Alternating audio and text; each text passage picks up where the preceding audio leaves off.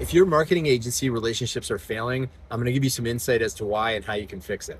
Sorry for the weird lighting, by the way. It's early morning, 5:45. I'm going to the gym, and this is all I got. I talk to many of you guys on this channel who follow me, who book appointments with me, and we do like free consultations. And sometimes I get to work with you guys, but regardless, I have great conversations with really cool people, and I've learned the following.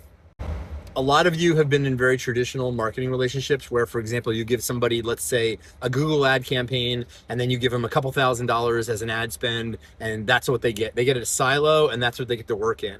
And that's it. Like one platform, get it done, make it work, make it rain, bring me back money.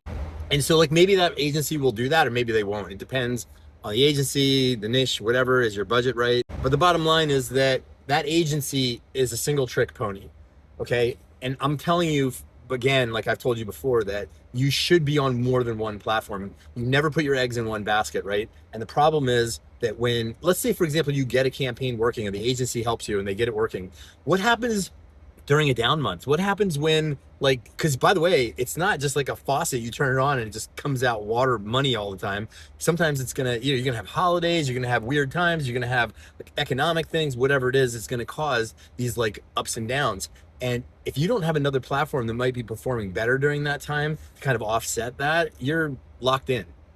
And so the other part I told you is that the two platforms like Meta and Google, for example, or all the platforms, help each other and lift each other up, and you get better results from all of them by using more than one, because people come in from one, then they get remarketed on another, et cetera, and that just is statistically what happens most of the time. But getting back to the agency part of it, what most people do is they see the agency as like a sort of a single track relationship. They do one thing, you make it work.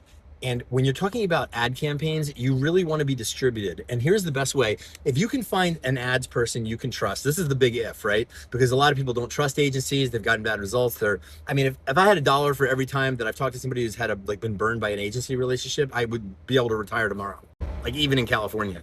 But anyway, so you have to find somebody that you can trust, like a fund manager, like an investment manager. Here's my budget. Here's my marketing budget that I'm allocating to you.